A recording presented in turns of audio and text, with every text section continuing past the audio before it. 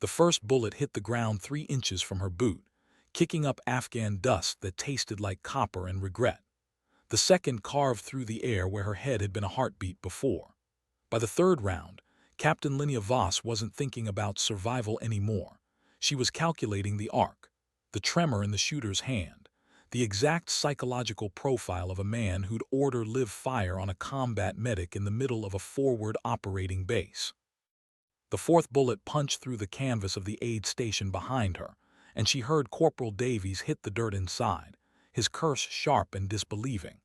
The fifth never came. Instead, there was silence, the kind that settles over a battlefield when everyone realizes they've just witnessed something that will be whispered about in ready rooms for the next 20 years. General Marcus Hadrian stood 40 meters away, his service pistol still raised, his face the color of scorched earth. Around him, 37 personnel had frozen mid-step, mid-breath, mid-thought. Some had their phones out. That detail would matter later when the investigation board reviewed the footage, when they tried to understand how a two-star general with a spotless record and political ambitions spanning 3 administrations had decided to execute a medical officer in broad daylight. But in that moment, in the awful suspended animation of post-gunfire shock, all Linnea felt was the old familiar weight settling into her bones, the certainty that she'd just become evidence in a case that would destroy careers and rewrite protocols, and the quieter knowledge that she'd seen this coming since the moment she'd refused to falsify casualty reports 3 days prior. She didn't raise her hands, didn't call out, just stood there in her dust-caked ACUs, the Red Cross on her arm catching the Afghan sun like a target, like a promise, like the only thing between chaos and something worse. Her call sign was Vigil, earned not in some dramatic firefight but through 273 consecutive nights of keeping dying men company in that space between morphine and mercy. Now she waited, calculating whether Hadrian would lower the weapon or whether she'd have to make this tactical, whether the medic training or the other training, the one that didn't exist in any official record, would take over. Behind her, Davies was probably reaching for his rifle. She hoped he wouldn't. This wasn't that kind of fight. Not yet. The general's hand wavered, just slightly, just enough. And Linnea Voss, who'd learned patience in places where patience was the only weapon that mattered, decided to let him make the next move. She had all day. She had forever. She'd already died 3 times in 3 different countries under 3 different flags, and the paperwork had never quite caught up. The bullet casings on the ground were still spinning when Lieutenant Colonel Reeves broke from the crowd, his hand nowhere near his sidearm, his voice carrying that particular register of command that separates officers who have led troops from officers who have managed them. "General, sir, requesting permission to secure your weapon." He moved like he was approaching a wounded animal, which wasn't far from the truth. Hadrian's eyes hadn't left Linnea, but something in them had shifted, calculation replacing rage, or maybe calculation had been there all along and the rage was just theater. "She falsified reports," Hadrian said, voice carrying across the compound, playing to the audience that was definitely recording now. "Combat readiness assessments, endangering operational security." Linnea felt the familiar tick in her jaw, the one that showed up whenever someone mistook her silence for submission. She could correct him, could explain that refusing to declare head trauma cases fit for duty wasn't falsification, it was medicine, could detail the 7 soldiers he'd wanted pushed back into rotation despite concussions that would have grounded any pilot, could mention the paper trail she'd built, each report copied, each assessment countersigned, each refusal documented with the kind of meticulous care that turned from habit into insurance. Instead, she checked her watch. 30 seconds since the last shot. Davies had stopped moving inside the aid station, which meant he was probably on the radio, which meant this situation had about 4 minutes before it escalated from incident to international embarrassment. The base commander would be screaming into a headset somewhere. Public affairs would be having a collective stroke. And Hadrian was still holding that pistol like it meant something. "Sir, the weapon," Reeves said again, closer now, hand extended, voice dropping into something almost gentle. This was a man who talked down insurgents and sorted out friendly fire incidents, and once negotiated a ceasefire with nothing but terrible pashto and pure audacity. He knew what he was looking at. Everyone did. A general who just committed career suicide, broadcast live via smartphone to an audience that included congressional staffers and military bloggers, and at least 3 people with direct lines to the Pentagon. But there was something else happening here. Something in the way Hadrian's trigger finger had relaxed, in the way he'd positioned himself with the afternoon sun at his back, in the calculated precision of those 5 shots, close enough to terrify, controlled enough to avoid actually hitting her. Linnea had seen theater before, had participated in some herself, back when her job description included words like deniable and compartmented. This felt like theater, which meant Hadrian either wanted her dead and was the world's most incompetent shooter, or he wanted something else entirely and was willing to destroy his own career to get it. She filed that thought away, cataloged it next to the 100 other observations that had kept her alive through situations that weren't supposed to have survivors. The general finally lowered the pistol, handed it to Reeves with the careful deliberation of someone performing for cameras, someone who knew exactly how the frame would look in the inevitable investigation report. Then he turned those cold eyes back to Linnea. "This isn't over, Captain." "No, sir," she said quietly. "I don't imagine it is." They took Hadrian away in a Humvee that kicked up enough dust to coat everyone's teeth, and for about 90 seconds, the forward operating base hung in that strange collective exhale that follows near death and disaster. Then the whispers started.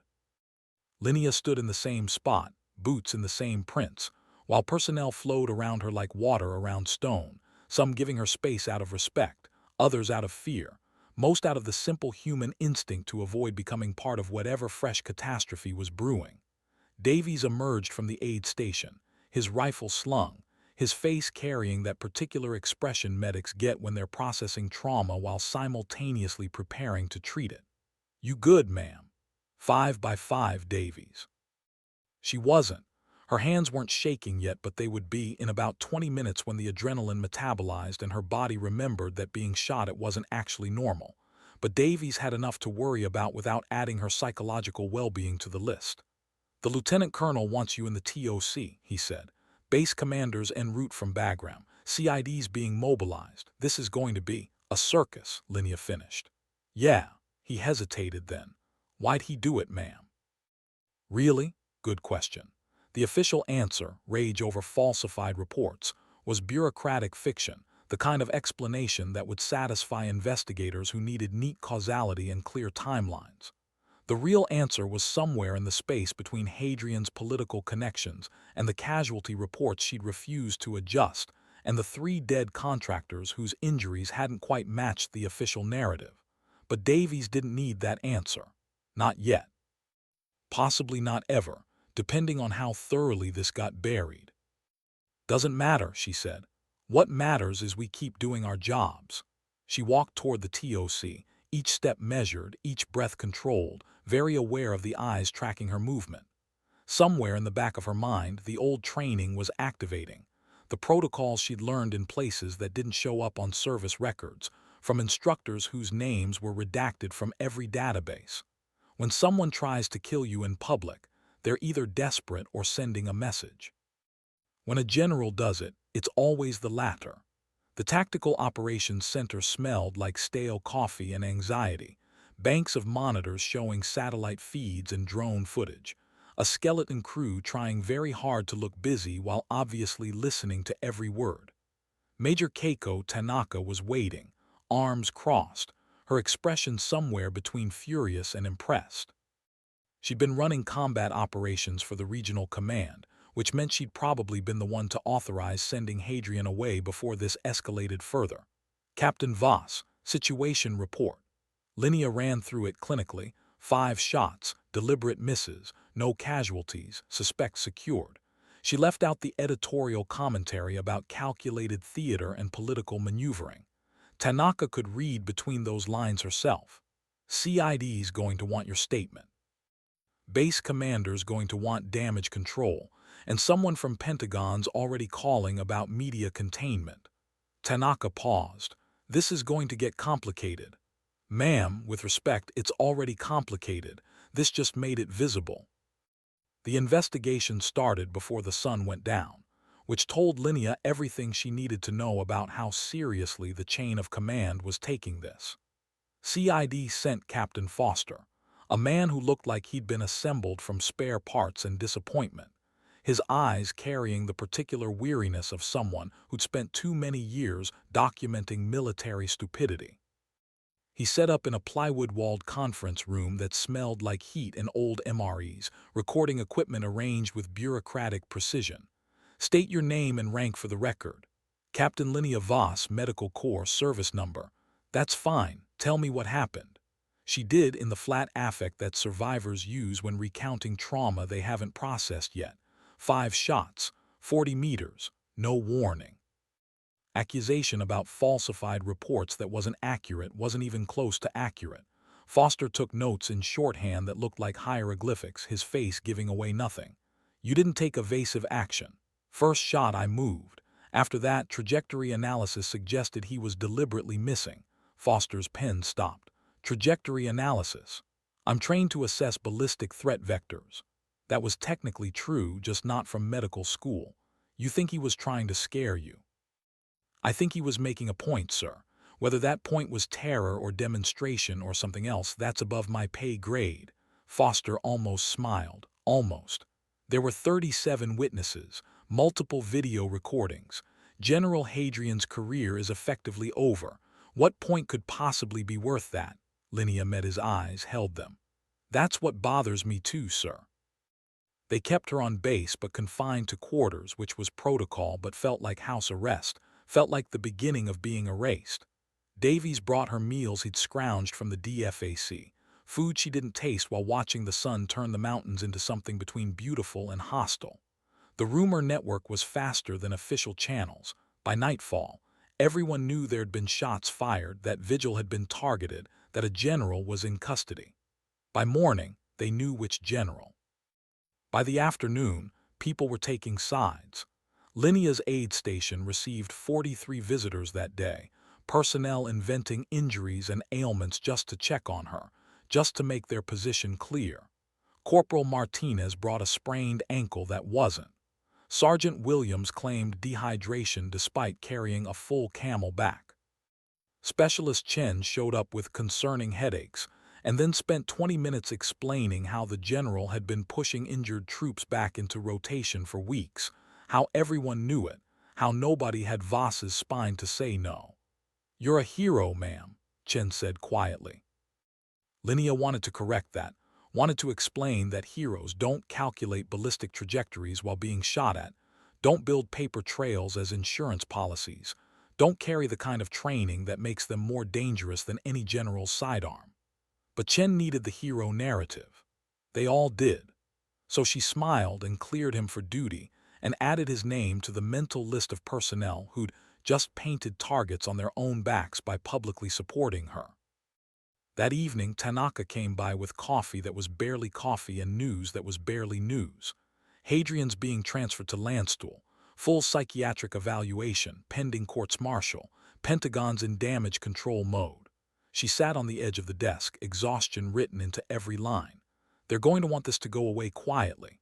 And if I don't let it go away quietly, Linnea asked, then you become a problem that needs solving, and the Army's very good at solving problems.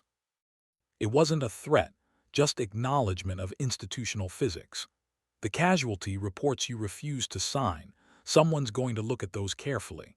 Someone's going to ask why a combat medic was reviewing fitness assessments outside her normal scope. Because the flight surgeons were signing off on concussions that would ground any pilot. Because those reports were going through Hadrian's office. Because 7 soldiers were sent back into combat with traumatic brain injuries that could have killed them or their squad mates. Linnea kept her voice level professional. I documented everything. Dates, names, medical findings, chain of command, it's all in my logs, which makes you either very brave or very stupid. Tanaka studied her. You knew he'd retaliate. I knew someone would, didn't think it'd be this theatrical. CID thinks he snapped. Stress, pressure, political ambitions crumbling. You were convenient. CID's wrong. Explain. Linnea chose her words carefully. Men like Hadrian don't snap in public. They have too much control, too much to lose. He wanted witnesses, wanted cameras, wanted this documented. To what end? That's what I'm trying to figure out, ma'am. 3 days later, the pattern started revealing itself. Specialist Morrison, one of the troops Linnea had grounded for head trauma, was found dead in his quarters at a different fob. Official cause listed as suicide, gunshot wound, no note. Within 48 hours, 2 more names from her medical holds turned up in incident reports. Sergeant Kowalski killed in a training accident involving a misfiring rifle. Private First Class Ahmed injured in a convoy attack that intelligence suggested was an inside job. Linnea sat in her restricted quarters with the reports spread across her bunk, seeing the constellation taking shape, the deliberate pattern that CID would categorize as coincidence and tragedy and the fog of war. But she'd been trained to see patterns in chaos, to identify systematic elimination disguised as random misfortune. Someone was cleaning up loose ends, removing the evidence she'd protected. The soldiers who could testify about being pushed back into service, about assessments falsified, about the machinery of corruption that Hadrian had built or protected or fed. And she'd painted targets on every one of them the moment she'd grounded them, the moment she'd made them witnesses to something larger than medical malpractice. Davies found her that afternoon, his face carrying the hollow look of someone who just learned that doing the right thing comes with a body count. You heard about Morrison, and Kowalski, and Ahmed. Ma'am, that's not coincidence. No, it's not. She folded the reports, slid them into her cargo pocket. It's momentum.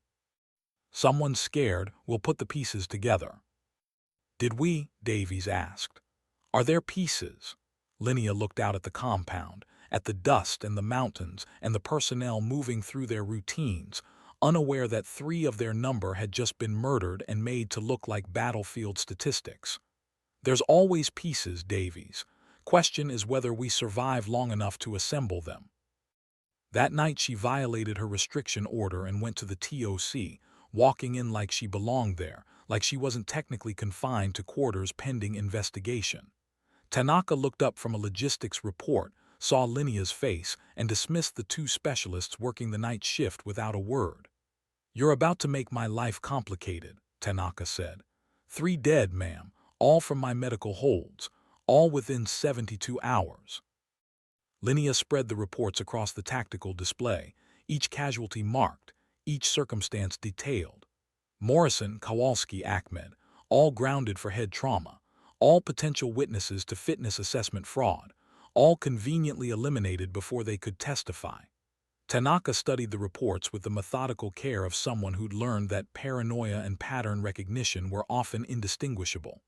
These are 3 separate fobs, different units, different circumstances. You're suggesting coordinated action. I'm suggesting someone has reach, resources, and motivation to prevent those soldiers from talking. Not someone, multiple someones. This kind of operation requires personnel at each location, requires access to duty rosters and opportunity, and Tanaka stopped. Jesus, you think Hadrian was trying to warn you? I think he was trying to get himself arrested before whoever's behind this decided he was also a liability. The theory felt like frost in her veins, cold and clarifying. Hadrian hadn't been trying to kill her. He'd been trying to protect her in the most publicly undeniable way possible. 5 shots with witnesses and cameras, creating an incident so visible that she'd be placed under protection, confined to quarters, surrounded by personnel whose job was documentation and observation. Making her dangerous to touch, radioactive, the center of an investigation that would scrutinize every subsequent action around her. If she was right, then Hadrian had sacrificed his career to give her the only thing that mattered, visibility. And if she was right, then the people cleaning up witnesses would know exactly what he'd done and exactly why. We need to get ahead of this, Tanaka said, already moving, already adapting.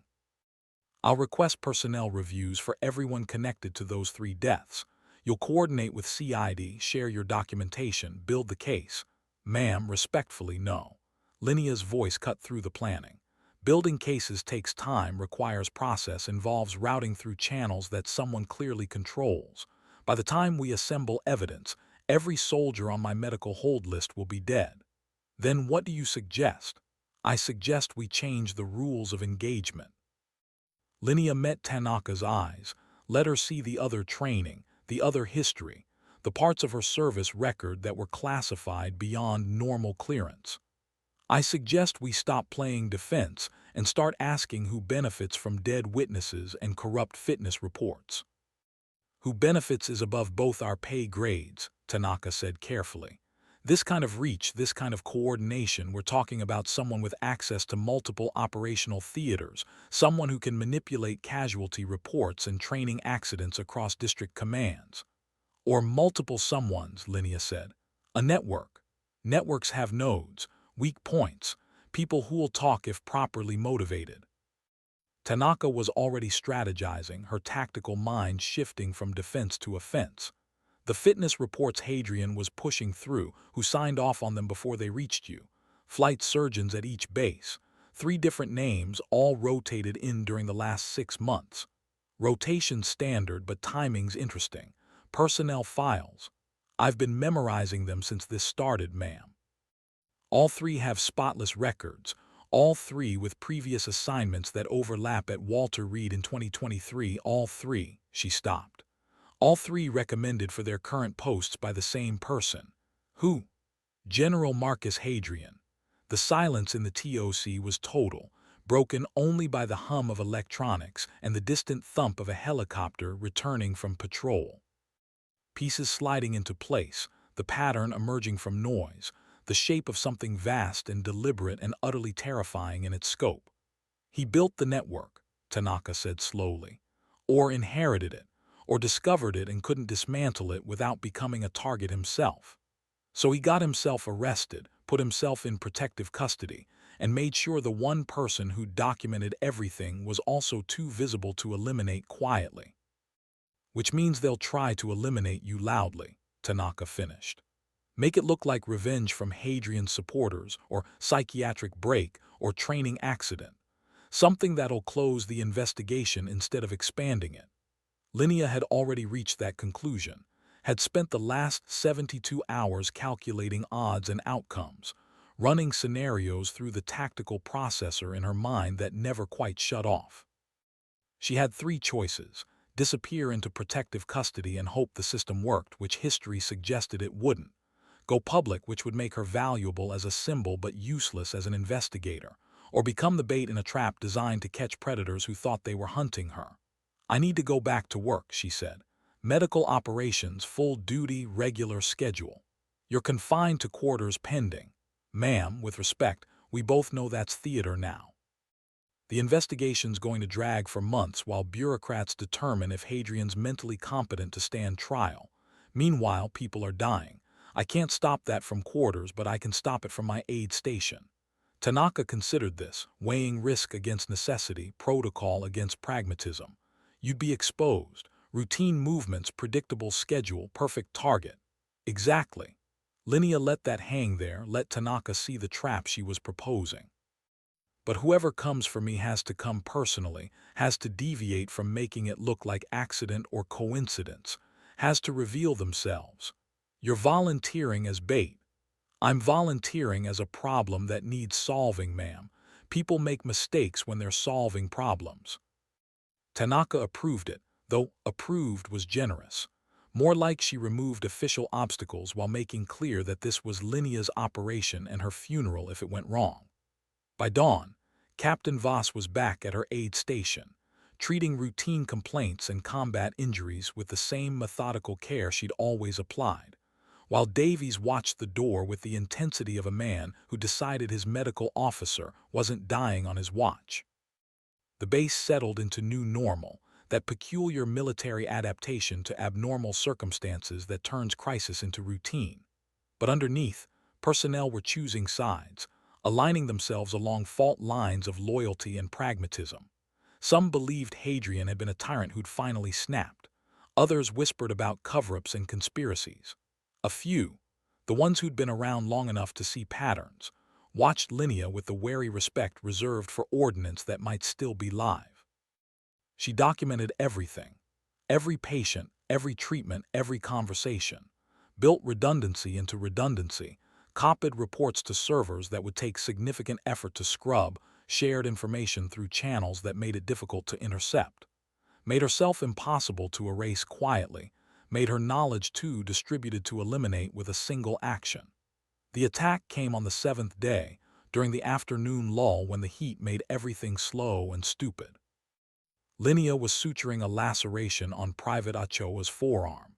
Davies was inventorying supplies, and the aid station had that particular quality of peace that combat zones sometimes achieve when everyone's too tired to maintain alertness.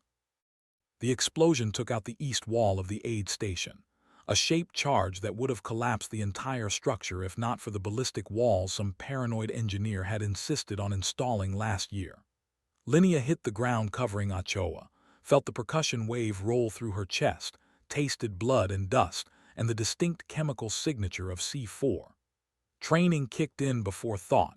Assess casualties, establish security, initiate response protocol. Ochoa was screaming but mobile, Davies was down but breathing, and somewhere through the ringing in her ears Linnea could hear the secondary sounds that mattered. Boots running, weapons charging, the organized chaos of a base responding to attack. But this wasn't random insurgent action. This was targeted, precise, designed to look like indirect fire while actually being a surgical strike on a specific building. The second explosion hit 30 seconds later, further out, creating the pattern of a coordinated assault, giving whoever planned this the cover of enemy action and the confusion of active combat. Linnea pulled Davies behind the overturned desk, checked his pupils, confirmed concussion but nothing immediately life-threatening. Then she moved to the shattered wall, staying low, scanning the compound through the smoke and dust. Looking for what didn't fit, what felt wrong, what marked this as inside action disguised as outside attack. She found it in the response pattern. Security teams were moving, but they were converging on the wrong positions, responding to an attack vector that didn't match the actual explosions. Someone had fed them incorrect intelligence, was directing them away from the real threat, creating windows of opportunity. The third explosion never came. Instead, small arms fire erupted from the vehicle depot, muzzle flashes in the shadows between trucks, rounds snapping through the compound with the deliberate spacing of aimed fire rather than spray and pray. Linnea watched personnel dive for cover, watched the security teams pivot and respond, watched the complex choreography of base defense activate around a threat that was specifically designed to create chaos and casualties while looking like something else entirely. And she understood. This wasn't an attempt on her life. This was a scenario, a manufactured crisis designed to produce casualties that could be attributed to combat action. Soldiers would die in the response, in the crossfire, in the fog of engagement that made every death defensible and documented and utterly erased as evidence. Including soldiers from her medical hold list who were currently scrambling for defensive positions, putting themselves exactly where snipers could find them, where accidents could happen, where friendly fire became tragedy instead of murder. She grabbed her rifle, the one she wasn't supposed to have, the one Davies had smuggled to her 3 days ago when they'd both accepted that protocol was theater and survival was math. Checked the load, confirmed the optic felt muscle memory older than her medical training settle into her hands and shoulders. Davies caught her arm. "Ma'am, you're not cleared for combat operations." "Davies, I've never been cleared for half the operations I've done." She moved toward the shattered wall, toward the sound of gunfire and screaming. "Get Ochoa to secondary triage. Then find Tanaka and tell her this is it. This is them." The compound was a maze of smoke and confusion, personnel moving in organized chaos between cover points, while someone with training and patience picked shots from elevated positions. Linnea moved through it like water, using terrain and timing, following the patterns she'd learned in places where combat was chess and hesitation was mortality. She found Specialist Chen pinned behind a Humvee, rounds sparking off the armor just above his head, his rifle up but no clear target. He looked at her with the wide-eyed disbelief of someone whose paperwork-pushing medical officer had just materialized in a combat zone carrying a rifle like she knew how to use it. "Ma'am, what are you?" "Sniper, 2 o'clock, third floor of the admin building." She'd clocked the position 30 seconds ago, reading the pattern of fire, the slight delay between shots that indicated someone operating alone, someone good but not exceptional. "Keep his attention. I'm going to flank." She didn't wait for acknowledgement, just moved, using the smoke and confusion as concealment, cutting through the maintenance area toward the admin building's rear access. Her mind was already running the mathematics: stairs versus time, angles versus exposure, likelihood of additional shooters versus probable solo operation. The building was empty, personnel evacuated or sheltering elsewhere, which gave her speed and gave her enemy nowhere to hide among civilians. She took the stairs 3 at a time, rifle up, breathing controlled, every sense tuned to the frequency of threat detection that civilians never access and soldiers only touch in combat. Third floor, northeast corner, window overlooking the vehicle depot where Chen was pinned. She cleared the corridor in seconds, found the door, considered the tactical problem of an armed opponent in a confined space with limited entries. Then she kicked the door, rifle tracking, finger on trigger, ready to end this with the kind of efficiency that wouldn't appear in her medical file. The room was empty. Rifle on a bipod aimed out the window, still warm, shell casings on the floor, but no shooter. She'd been suckered, drawn up here while the real threat moved elsewhere, while someone with better training and worse intentions went hunting for easier targets.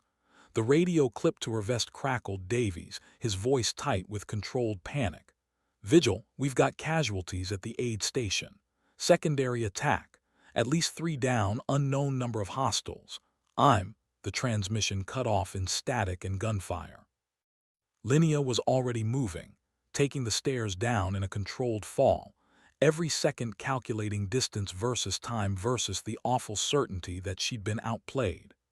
They'd drawn her away from the aid station, from Davies and Ochoa, and whoever else had been sheltering there, created a tactical puzzle she couldn't resist solving while the real attack happened where she wasn't.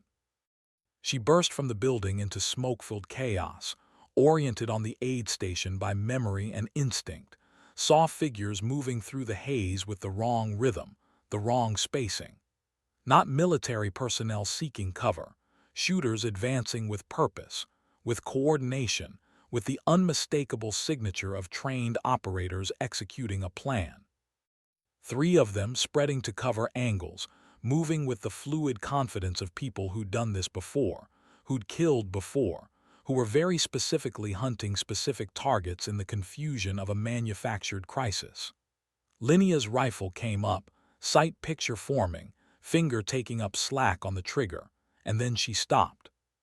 Because she recognized the movement pattern, recognized the equipment, recognized the whole operational signature of the people who were about to murder everyone in her aid station. They were wearing U.S. Army uniforms. Current pattern, correct insignia, properly fitted gear. Not insurgents disguised as Americans, actual military personnel, executing what would later be documented as a tragic friendly fire incident during the confusion of a complex attack. She had maybe 5 seconds before they reached the aid station entrance.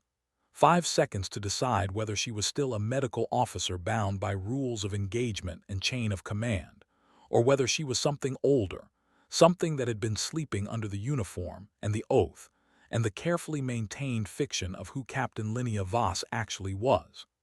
The training from those classified years made the decision before her conscious mind finished processing. She dropped the first shooter with a controlled pair to center mass, the shots lost in the general chaos of the firefight, his body dropping behind a concrete barrier where it wouldn't be immediately visible. The second one was turning, had heard the shots or sensed wrongness, was bringing his rifle around when she put him down with a headshot that was pure mechanics, pure muscle memory from a curriculum that didn't exist. The third shooter was better. He'd gone to ground the instant his partners dropped, was scanning for threats with the kind of situational awareness that marked him as someone who'd survived more than training. He called out on a radio frequency she couldn't hear, reporting contact or requesting support or activating whatever contingency plan they'd built for this operation. Linnea flanked through the smoke, using the same terrain that had given him advantage, coming at him from an angle that made his cover into a fatal funnel. When he finally saw her, when recognition and understanding flashed across his face, she let him see exactly who she was. Let him understand that he hadn't been hunting a medical officer who'd stumbled into something over her head. He'd been hunting someone whose official history was carefully sanitized fiction, someone who'd spent years in places where combat was policy and mercy was weakness. Then she killed him, efficiently and without ceremony, and moved toward the aid station where Davies was screaming for help and Ochoa was probably bleeding out, and the whole manufactured crisis was starting to collapse into something that would require explanations and investigations, and the kind of scrutiny that someone very badly didn't want. She found Davies barricaded behind overturned gurneys, his rifle empty, his hands pressed against Ochoa's abdomen where blood was pumping through his fingers in rhythmic pulses that meant arterial damage. Found 3 other wounded soldiers scattered in the wreckage, all from her medical hold list, all shot with the kind of placement that suggested execution disguised as combat casualties. "I need pressure here," Davies gasped, his face white, his training warring with shock. Linnea was already working, hands moving through the practiced choreography of battlefield medicine, assess, prioritize, intervene. Ochoa first because he was dying fastest, combat gauze packed into the wound, pressure applied with the heel of her palm while her other hand grabbed supplies. The sounds of the firefight were diminishing outside, security forces establishing control, but she tuned it all out. Right now, the only war that mattered was the one she was fighting against blood loss and shock and the simple physics of the human body trying to shut down. "Hang on," she told Ochoa, told herself, told the universe that owed her nothing but kept demanding everything. "Hang on, Private. You don't get to die in my aid station. That's an order." He looked at her with eyes that were already starting to glaze, his lips forming words that wouldn't come, his hand reaching for something she couldn't give him. But she could give him time, could pack the wound and establish an airway and keep his heart pumping long enough for evacuation, for surgery, for the small miracle of survival that was really just stubbornness and medicine, and refusing to accept that the universe got a vote. The other casualties were stable enough to wait, through and through gunshot wounds that had missed anything vital, flesh damage that looked dramatic but wasn't immediately lethal. Davies was already moving to them, his training overriding shock, doing what combat medics do when the world turns into screaming and blood. Linnea kept working on Ochoa, feeling his pulse steady slightly, feeling the hemorrhage slow under her pressure and gauze and sheer determination. Around them, the compound was settling into post-attack rhythm, security sweeps, casualty collection, the organized aftermath of violence. But she knew what was coming next, knew what the 3 bodies outside would trigger once someone with rank and authority started asking the right questions. She just killed 3 American soldiers on an American base during an enemy attack that was looking increasingly like inside action. The paperwork alone would be spectacular, assuming she survived long enough to fill it out. "Davies," she said quietly, hands still maintaining pressure on Ochoa's wound. "When security gets here, when they start asking questions, tell them I engaged hostile forces targeting the aid station. Tell them I identified weapons and intent before firing. Can you do that? Ma'am, you saved our lives. Davies, can you do that?" He met her eyes, understood what she was really asking, whether he'd corroborate a narrative that was technically true but operationally incomplete, whether he'd participate in the kind of tactical fiction that would protect them both from questions that had no good answers. "Yes, ma'am," he said. "I can do that." Tanaka arrived with security forces 10 minutes later, took one look at the carnage inside the aid station and the 3 bodies outside, and made a decision that would either save Linnea's career or destroy them both. Hostile force, friendly casualties, Aid Station Defense, she announced to the arriving base commander, her voice carrying the flat authority of someone presenting established facts rather than interpreting events. Captain Voss responded to direct threat against medical personnel and wounded soldiers under her care. The base commander, Colonel Price, a logistics officer who'd probably never expected his deployment to include generals shooting at doctors and coordinated assaults on medical facilities, looked like he was personally regretting every decision that had led to this moment. "Those bodies are wearing U.S. Army uniforms, Major." "Yes, sir.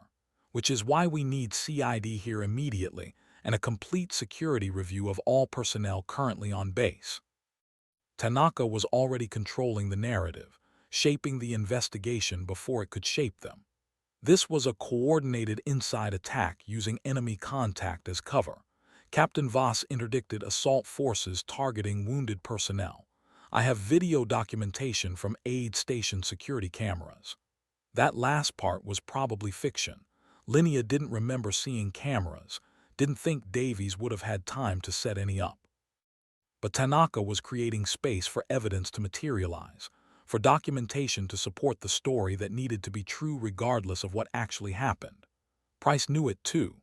She could see the calculation in his eyes, the understanding that he had two choices: support his personnel and figure out the truth later, or start questioning their actions now and risk whatever larger conspiracy had just tried to murder multiple soldiers on his base. "Get CID here," he said finally. "Lock down the base. Nobody leaves, nobody communicates off-compound until we know what we're dealing with." He looked at Linnea, still kneeling beside Ochoa, her hands covered in blood, her rifle leaning against the overturned gurney like punctuation to an argument she hadn't meant to make. "Captain, you'll need to surrender your weapon and submit to questioning." "Sir, I'd prefer to finish treating my casualties first," Linnea said, voice level, professional, the picture of a medical officer who just done what medical officers do when their patients are threatened. "Then I'm happy to cooperate fully with the investigation." It was the right thing to say, the only thing to say, and it bought her another 30 minutes of operational relevance before becoming a witness and a suspect and a problem for people with better suits and worse intentions.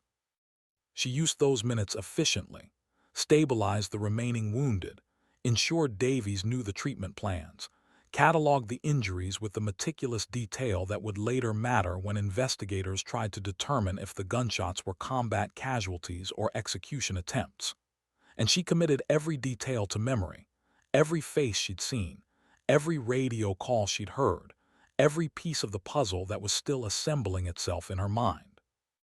When the medevac birds arrived and took her wounded away, when CID descended with their cameras and measuring tapes and bureaucratic gravity, when she finally surrendered her rifle and submitted to the sterile choreography of military investigation, she felt the weight of what she'd set in motion.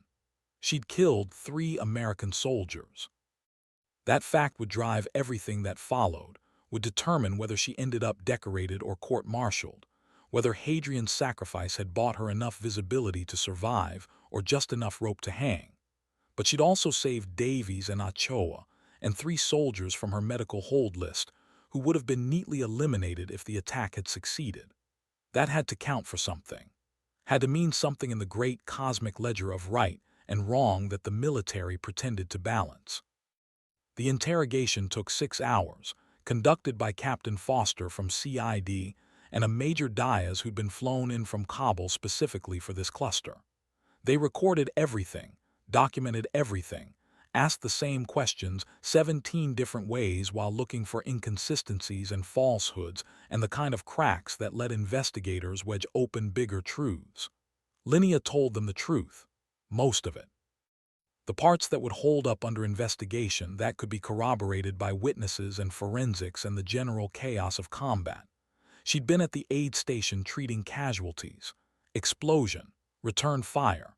She'd grabbed a rifle, yes, irregular but battlefield expediency, and moved to engage hostile forces. Found a sniper position, found it empty, realized it was a diversion. Returned to find armed individuals approaching the aid station with clear hostile intent, engaged them to protect wounded personnel under her care. Textbook self-defense, textbook protection of patients, textbook everything except the part where she'd recognized them as professional operators and killed them with the efficiency of someone who'd done this before in circumstances that weren't supposed to exist. "You shot 3 men," Foster said, voice neutral, giving away nothing. "2 center mass, 1 headshot. That's marksman-level accuracy under stress. Where did a medical officer learn that? Combat lifesaver training includes defensive weapons qualification, sir. Beyond that, I practice. How often? Weekly when deployed. I take responsibility for my own security seriously." It was plausible, barely. The kind of answer that would satisfy investigators who didn't look too closely, who didn't ask why a combat medic practiced shooting with the frequency and precision of a designated marksman. Diaz leaned forward, his eyes carrying the particular intelligence of someone who'd seen enough military fiction to recognize it. "Captain Voss, your service record is interesting. Multiple deployments, multiple theaters, multiple commendations. But there are gaps, periods where your assignment history becomes vague, where documentation seems incomplete. Sir, I've served in various capacities as the needs of the service dictated. If there are administrative inconsistencies in my record, I'd recommend consulting with Personnel Command. We have. They referred us to other offices, who referred us to other offices. It's a fascinating circle of people who can't quite explain where you were or what you were doing." Diaz wasn't hostile, just curious, just pursuing a thread that had caught his attention. Makes a man wonder what kind of medical officer needs that much classification around her service history. Linnea met his eyes, let him see the answer she couldn't speak, that some medical officers had additional training, additional assignments, additional skills that existed in the spaces between official documentation and operational necessity. That the military sometimes needed people who could do things that couldn't be acknowledged, who could go places that didn't exist on maps, who could come back and resume their official roles while carrying memories that would never appear in after-action reports. "Sir, I've served honorably in every assignment I've been given. If there are questions about my record, I'm happy to address them through proper channels. But right now, 3 soldiers are dead, multiple personnel were targeted for elimination, and someone on this base is coordinating attacks on American forces. With respect, that seems more urgent than my personnel file." Foster and Diaz exchanged glances, that silent conversation that investigators have when they're deciding whether to push or pivot, whether they're looking at a witness or a problem. "You're right," Foster said finally. "Let's talk about the 3 men you killed. You said they were approaching the aid station with hostile intent. How did you determine that?" "Movement pattern, sir. Tactical spacing, weapons orientation, failure to respond to command presence. They were advancing on a medical facility during an active attack, exhibiting behavior consistent with assault force operations. They were also wearing U.S. Army uniforms, carrying U.S. weapons on a U.S. base during an enemy attack. You had less than 5 seconds to make that assessment." "Yes, sir.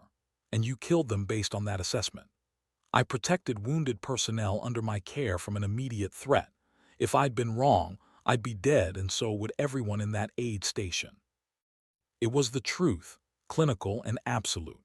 But underneath it was the other truth, the one she couldn't tell them, that she'd recognized the operational signature, had identified them as professional actors staging an attack, had made the decision to kill them not because they were immediate threats, but because they were part of a systematic elimination campaign that had already claimed 3 lives and would claim more if not stopped. That admission would require explaining how she recognized that signature, how she knew what professional kill teams looked like, how a medical officer had the training and psychology to make those decisions in combat time. So she gave them the simple version, the one that fit their framework, and let them decide whether to believe it. They kept her in what amounted to house arrest for another 2 days, while CID processed the crime scene and interviewed witnesses, and tried to construct a coherent narrative from the smoking wreckage of what should have been a routine deployment. The story that emerged was complex enough to be true and simple enough to sell. Insurgent attack, inside assistance, American personnel compromised or coerced, medical officer responds to protect her patients. The three bodies became hostile forces in the official documentation, their identities and backgrounds classified pending investigation into how American soldiers ended up executing an assault on an American medical facility, which meant someone higher in the chain had decided that Linnea's version was the version, that the alternative, investigating why a combat medic was trained and willing to kill American soldiers, was more trouble than it was worth. Major Tanaka visited on the third day, bringing news that felt like weather reports from a distant storm. General Hadrian attempted suicide at Landstuhl, cut his wrists with a piece of broken mirror, nearly succeeded before staff found him. He's in intensive care, may not make it. She paused. Also left a note, sealed, addressed to you specifically, flagged for CID review before delivery. What did it say? Haven't seen it yet. But the fact that he wrote it, that he addressed it to you before trying to end himself, that tells us something. Tells us he knew they'd come for him eventually, Linnea said quietly. Same as they came for Morrison and Kowalski and Ahmed, same as they came for me. He just decided to control the timing. CID thinks he might have been the center of the whole conspiracy. Built the network, used it for personal gain, then tried to eliminate evidence when you started documenting. The suicide attempt fits that narrative: guilt, desperation, last act of a man who knew he was caught. Tanaka didn't sound convinced. Makes a neat package. Too neat, Linnea agreed. Hadrian wasn't the center, he was a node. Maybe a critical one, but the network existed before him and it'll exist after him. Killing himself doesn't stop it, just removes one person who knew enough to dismantle it. Which means they're still active, still cleaning up, still hunting witnesses. And they just got confirmation that I'm harder to kill than they expected, which means next time they'll come with more resources and better planning. Linnea stood, looked out at the compound where soldiers were rebuilding the aid station's east wall, where life was returning to normal with the military's peculiar talent for absorbing catastrophe and continuing mission. I need to get out of here, ma'am. Need to move before they adapt, before they realize I'm a target that requires different tactics. Where would you even go? You're a material witness in multiple investigations. You're confined to base pending resolution of the shooting review, and you're about to become the center of a media firestorm once this story breaks. Which is why I need to disappear now before all that locks me in place. She turned to Tanaka. You said Hadrian left a note. When do I get to read it? Tomorrow, probably. CID's reviewing it for operational security concerns. Can you get it tonight? Tanaka studied her. What are you planning, Captain? I'm planning to survive, ma'am. Everything else is tactical details. That night, Tanaka delivered the note, unsealed despite CID protocols, because some orders matter more than regulations and some secrets matter more than careers. Hadrian's handwriting was precise, controlled, the penmanship of a man who'd spent decades signing orders and evaluations and recommendations. The note was brief. Captain Voss, by the time you read this, I'll be either dead or detained beyond reach. I built nothing, but I discovered everything. The network is older than my service, deeper than any single command, and protected by people whose names you'll never learn. I tried to dismantle it quietly. When that failed, I tried to protect you loudly. Watch the flight surgeons. Watch the personnel rotations. Watch anyone who served at Walter Reed between 2023-2024. The fitness reports were just the visible edge of something vast. Follow the medical discharges, the disability claims, the veterans who disappeared into bureaucracy and never emerged. I'm sorry I couldn't stop this. I'm sorry you became the one who has to. The account number below accesses files I secured before they could scrub them. Passwords are your call sign, reversed, followed by the date we first met in Julian calendar. Don't trust CID. Don't trust official channels. Trust mathematics and documentation and the fact that corrupt systems produce statistical anomalies. Prove the pattern, the rest follows. MH. Below the signature was an account number for a secure cloud storage service. The kind that governments use when they want deniability and corporations use when they want to survive subpoenas.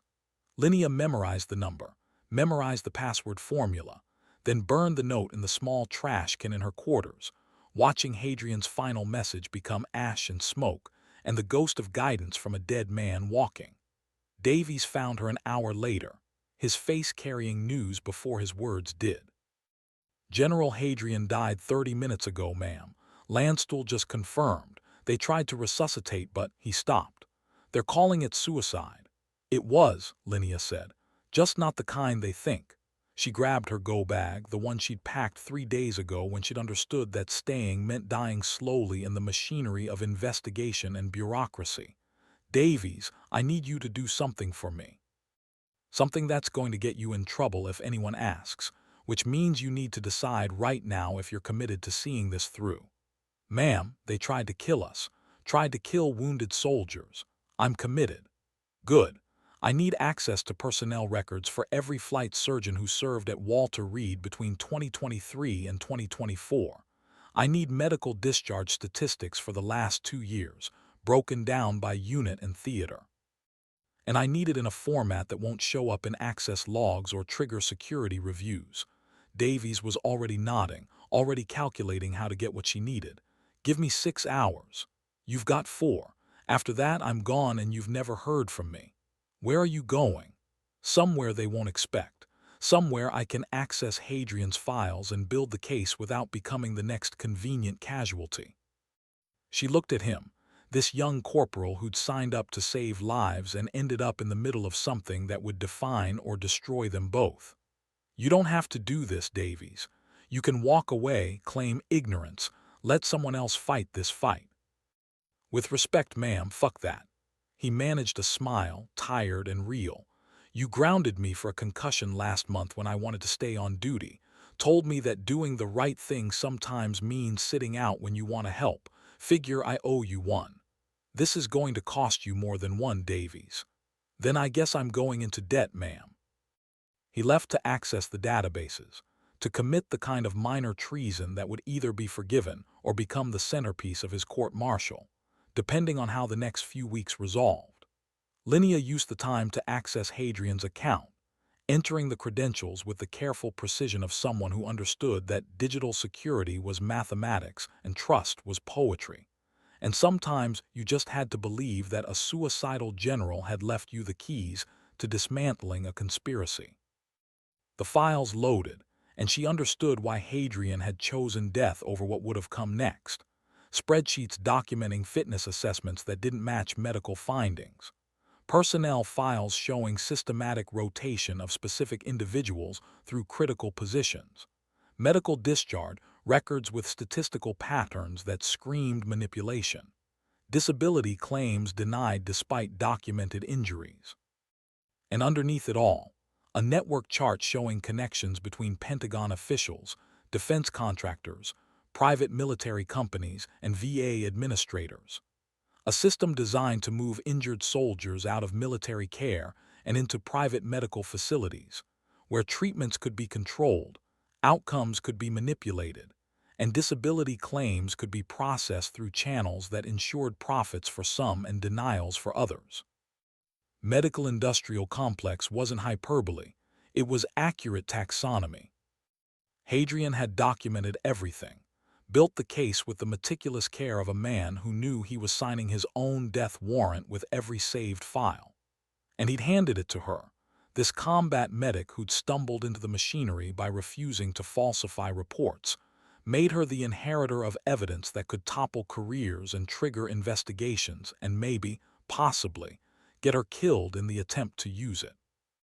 Davies returned in 3 hours with a thumb drive containing everything she'd requested, plus data she hadn't thought to ask for, communications logs, duty rosters, travel vouchers for the personnel in question.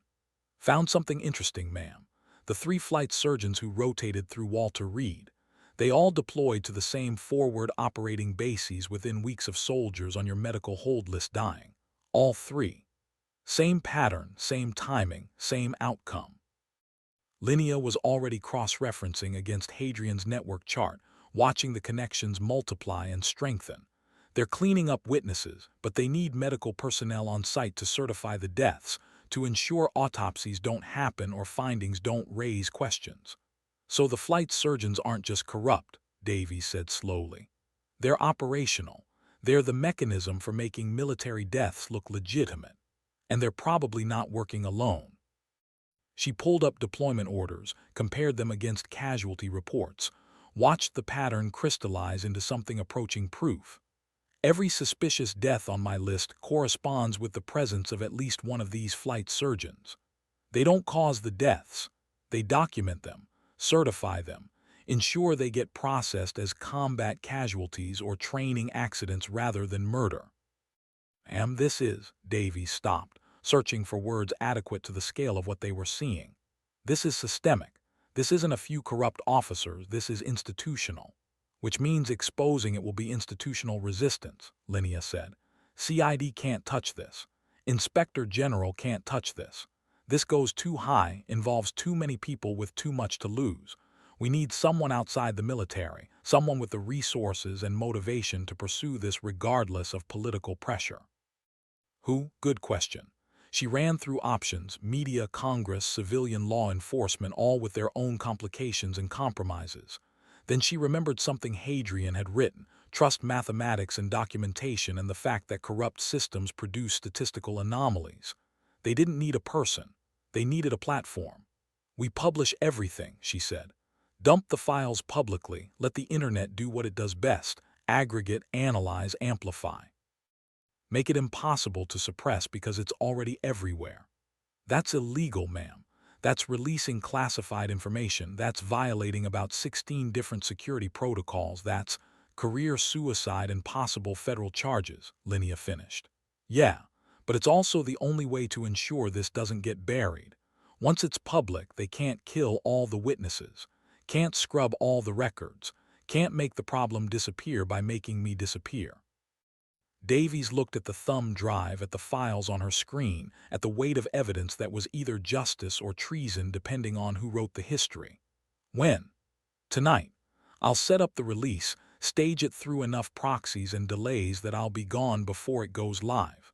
You'll have plausible deniability. You accessed records for a medical officer conducting research, nothing more. They'll still investigate me. Probably. But they'll investigate me first, which gives you time to lawyer up and establish your narrative. You were following orders from a superior officer. You had no knowledge of her intentions. You believed the research was legitimate medical inquiry. She was already moving, already packing files and credentials and the accumulated weight of evidence into encrypted archives that would scatter across the internet like spores, like seeds, like information that wanted desperately to be free. Davies' last chance. You can walk away from this, claim you never saw these files, never had this conversation. No one would blame you. I'd blame me, ma'am. He managed a smile. Besides, somebody's got to stay here and watch you become either a hero or a traitor. I'm invested now. She uploaded the files to 3 separate platforms, a whistleblower site, a document clearinghouse, and a military reform advocacy group that had the credibility and audience to make this matter. Set delays of 6 hours, enough time to be far from this base when everything went live, when her name became synonymous with either courage or betrayal. Then she erased her digital footprints, scrubbed the access logs as best she could, and prepared to become the kind of fugitive that militaries make when soldiers choose principles over orders.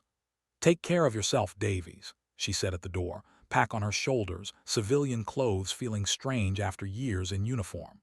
Take care of our patients, and when they come asking questions, tell them the truth.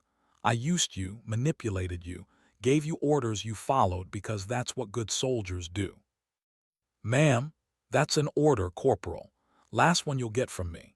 She disappeared into the Afghan night, using routes she'd memorized weeks ago, moving through shadows and timing and the careful choreography of someone who'd been trained to infiltrate and exfiltrate in places that killed people for trying. Behind her, the base continued its evening routine, unaware that in 6 hours every major news organization and military oversight body would receive documentation of a conspiracy that reached from combat zones to Pentagon offices. unaware that Captain Linnea Voss, combat medic and ghost, had just declared war on a system that had survived by staying invisible. She hitched a ride with a supply convoy heading to Bagram, then disappeared into the military's vast logistics network, the cargo flights and personnel transfers and administrative chaos that moved thousands of people daily across a theater of war. Became one more face in transit, one more body between assignments, one more soldier in the machine that was too big to track individuals. By dawn, she was in Qatar. By afternoon, Germany. By evening, she'd crossed into civilian life with documentation that would pass casual inspection, but wouldn't survive determined investigation. Which meant she had maybe 72 hours before someone connected the dots, before databases synced and flags triggered, and the machinery of manhunt activated. 3 days to become invisible, to find sanctuary or allies or whatever passed for safety when you just burned down your career to expose corruption that powerful people wanted buried. The files went live 6 hours after she'd uploaded them, and the internet did what it does, exploded. Military bloggers picked up the story first, then mainstream media, then congressional offices started asking pointed questions. By the second day, the Pentagon was holding press conferences, promising investigations and accountability and the usual bureaucratic theater that preceded either reform or whitewash. By the third day, Captain Linnea Voss was trending on social media, her face plastered across news sites, her history dissected by strangers who'd never worn a uniform. Some called her a hero, a whistleblower who'd risked everything to expose corruption. Others called her a traitor, a malcontent who'd violated security protocols and damaged national security. Most didn't know enough to have an opinion but had them anyway, because that's what the internet demanded. Instant judgment on complex situations, moral certainty in the face of ambiguous evidence. Linnea watched it from a hotel room in Prague, using VPN and borrowed credentials, tracking the story's evolution with the detached interest of someone watching their own funeral.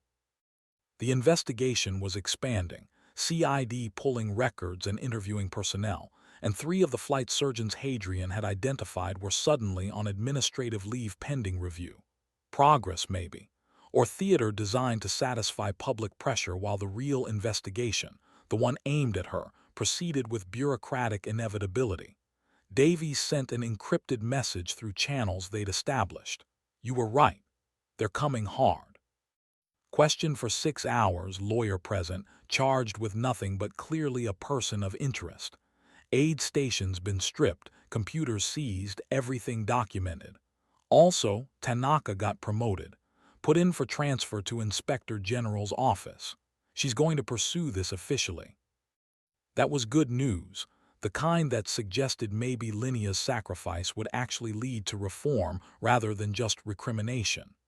Tanaka had credibility, had access, had the kind of institutional knowledge that made her dangerous to corrupt systems. But it also meant Linnea couldn't go back, couldn't surface, couldn't resume the life she'd had before becoming evidence and fugitive. She traded her career for exposure, her freedom for documentation, her future for the possibility that other soldiers wouldn't die in the machinery she'd discovered. Some days that felt like a fair exchange. Most days it just felt like loss. Weeks became months, Prague became Paris, became Barcelona. She kept moving, kept monitoring, kept waiting for either vindication or warrant.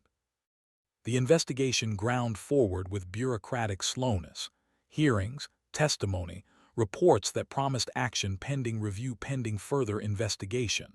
3 officers were court-martialed for falsifying fitness assessments. 2 defense contractors lost Pentagon contracts. A VA administrator resigned amid allegations of improper relationships with private medical facilities. Progress, incremental and frustrating, but progress nonetheless. And through it all, no one could find Captain Linnea Voss.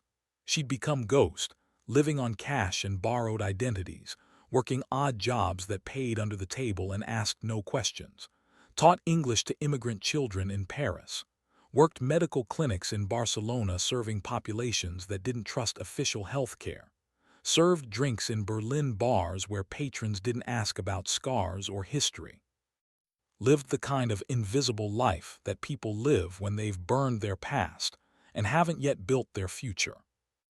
Davies sent updates when he could, careful messages stripped of identifying information. The investigation's real. IG's office is actually pursuing it. Tanaka's leading, she's requesting access to Pentagon personnel files. Some resistance, but momentum's building. You started something that's taking on its own gravity. That helped, knowing it mattered, knowing the system was responding even if slowly, even if imperfectly. But there were darker updates too. Personnel who'd cooperated with investigations suddenly requesting transfers, medical officers reporting harassment, subtle pressure applied to anyone who made too much noise about the case.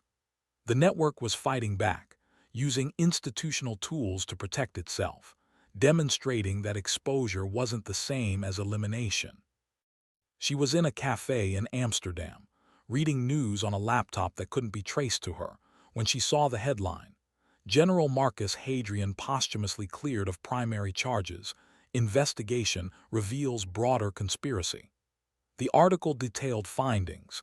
Hadrian had discovered the network, had been trying to dismantle it, had attempted to protect whistleblowers by creating public incidents that would trigger investigation. His suicide wasn't guilt but sacrifice, wasn't escape but final testimony. The Pentagon was spinning it as redemption, as a tragic hero undone by the very corruption he'd fought. The truth was more complex, but truth usually was. Hadrian had been compromised, had made choices that ranged from pragmatic to unethical, had participated in the system even while documenting its crimes. But he'd also recognized a line and refused to cross it, had chosen exposure over complicity, had used his final act to give her the tools she'd needed to finish what he'd started. The article mentioned her by name, cited her documentation as critical evidence, noted that she remained at large and was wanted for questioning but not charged. A careful formulation that meant the Pentagon wanted to talk, but couldn't quite bring themselves to arrest the whistleblower who'd exposed corruption, even if she'd broken laws doing it. That evening, her encrypted phone buzzed, a message from a contact who'd helped establish her European network, someone who dealt in information and survival and the spaces between legal and necessary. "You've got attention, the kind that could be opportunity or trap. An American law firm wants to talk. They represent military reform advocates, do whistleblower protection. Could be legitimate, could be bait." She sat with that for hours, weighing risk against necessity, isolation against possibility. She could stay hidden, stay safe, let the investigation proceed without her while living this half-life of anonymity and odd jobs. Or she could engage, could surface under controlled conditions, could participate in the reform process she'd triggered. The lawyer's name was Elena Vasquez, and her firm had a reputation for taking cases that other firms avoided. Whistleblowers and reformers and soldiers who'd been chewed up by systems that protected themselves over their people. Linnea researched her thoroughly, checking credentials and case history, and looking for flags that would indicate trap or compromise. Found nothing but a consistent record of fighting institutional power, of winning cases that looked unwinnable, of being exactly the kind of attorney who might believe in a combat medic who'd become a fugitive to expose corruption. She agreed to a meeting, virtual and encrypted, where Vasquez could pitch her offer without either of them becoming evidence in their own right.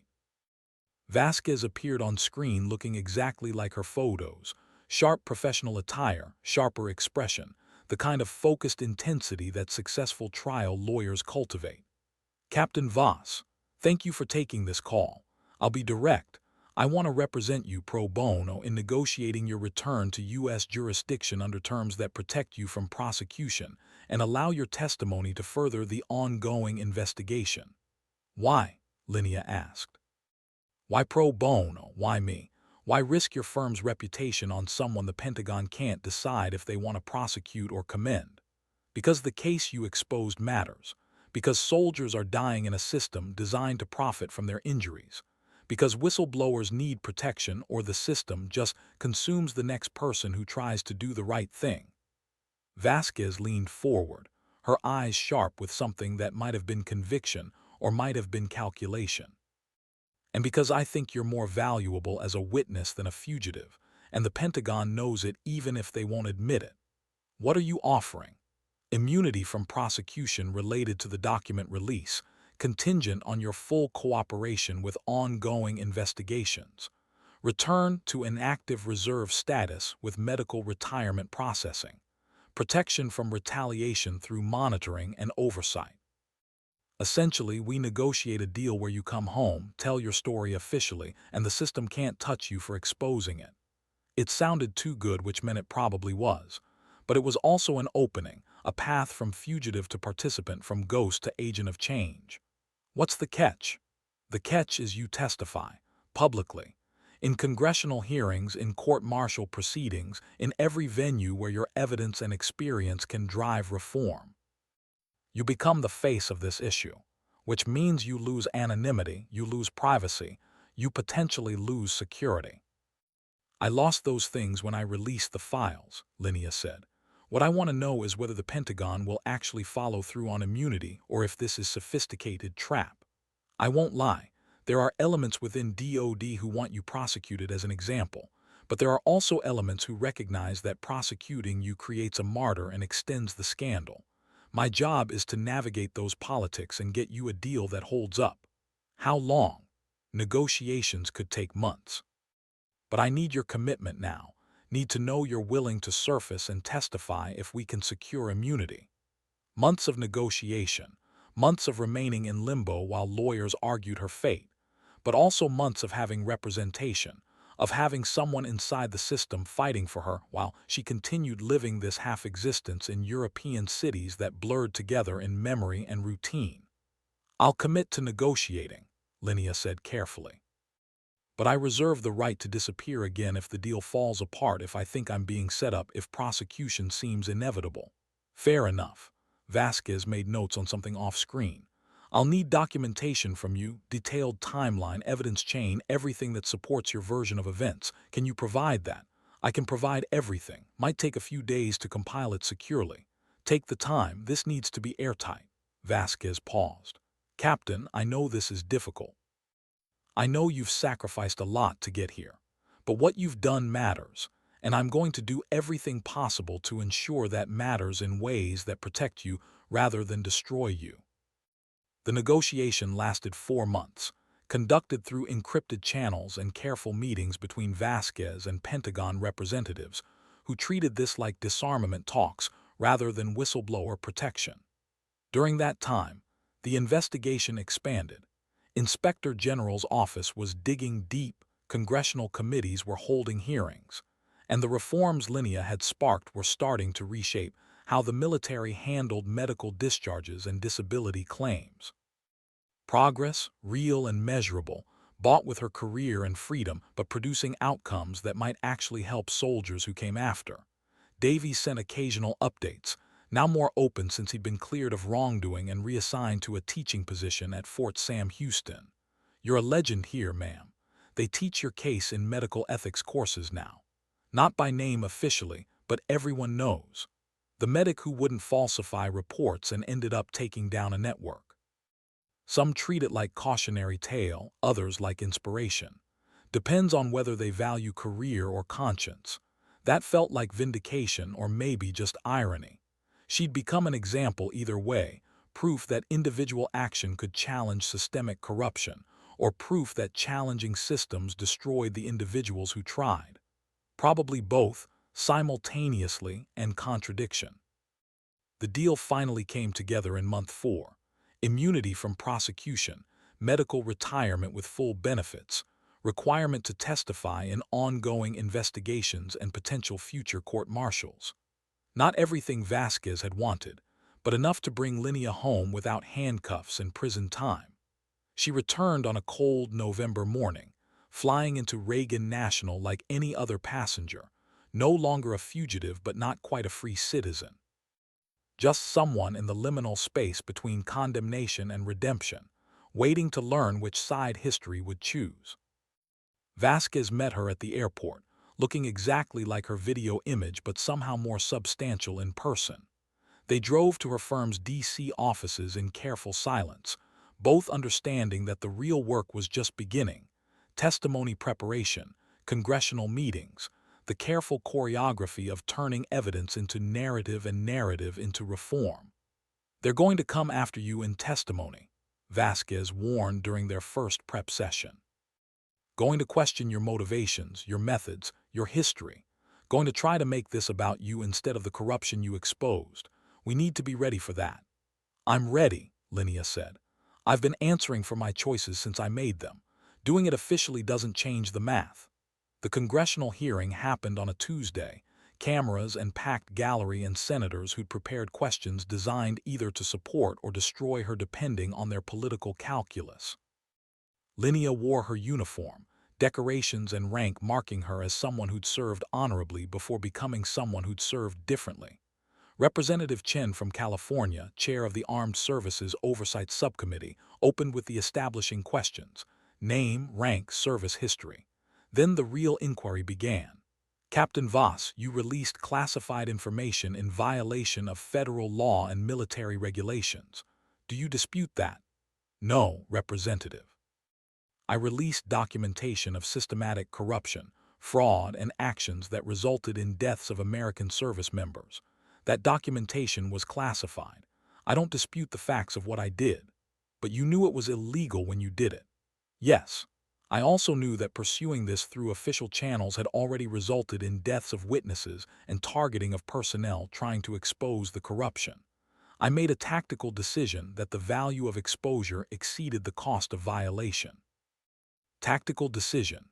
Representative Harrison from Texas, a former JAG officer who'd made clear his position that Linnea was a criminal being given undeserved platform. "You're a medical officer, Captain. You don't make tactical decisions about classification and national security."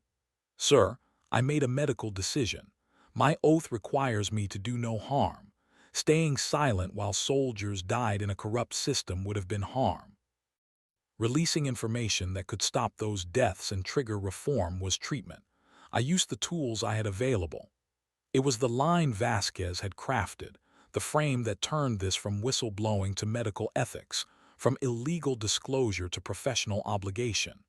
Harrison didn't buy it, but Chen did, and the gallery did, and that's what mattered, winning the narrative battle even while acknowledging the legal complications. The questions continued for hours, about her evidence collection, her decision-making, her time as fugitive, her cooperation with the investigation. She answered everything directly, holding back nothing except the specific details of her classified training and assignments. Those remained redacted, officially non-existent, the ghost history that explained how a medical officer had skills that medical officers weren't supposed to possess. By the end, she was exhausted, running on coffee and stubbornness, but she'd survived. Had told her story officially, had put her evidence and reasoning into congressional record, had made it impossible to dismiss her as disgruntled malcontent or unstable whistleblower. Major Tanaka was waiting when she left the hearing room, now wearing the oak leaves of a lieutenant colonel and an inspector general insignia that meant she'd become exactly what Linnea had hoped, an insider with authority to drive change. "You did good in there, Vigil," Tanaka said quietly, using the call sign that had become synonymous with her refusal to let patients die alone or quietly. "The investigation's going to use this testimony, going to expand inquiries into everyone connected to the network. You gave us ammunition. Just wanted to stop people from dying for profit, ma'am. You did more than that. You changed how the military thinks about whistleblowing, about medical ethics, about what we owe the people who serve." Tanaka handed her a folder. "This is unofficial, so it doesn't exist and I never gave it to you. But you should know, 3 more flight surgeons are under investigation. 2 VA administrators are facing fraud charges, and the private medical facilities that were part of the network have lost their contracts and are being audited for improper billing going back 5 years. How many lives does that save? Impossible to quantify, but every soldier who doesn't get pushed back into combat with a concussion, Every veteran who gets legitimate disability treatment instead of being funneled into a profit machine, that's because of what you did. It should have felt like victory. Instead, it felt like relief, like the exhaustion that follows crisis, like finally being able to stop running and fighting and surviving on adrenaline and conviction. She was 34 years old, medically retired, unemployed, and facing a future without the military structure that had defined her since she was 22. No plan, no clear purpose, just the aftermath of having done something that mattered at significant personal cost. Davies showed up that evening at her hotel, having driven down from Fort Sam Houston without authorization or leave. Just showing up because that's what you do when someone who saved your life is trying to figure out what comes next.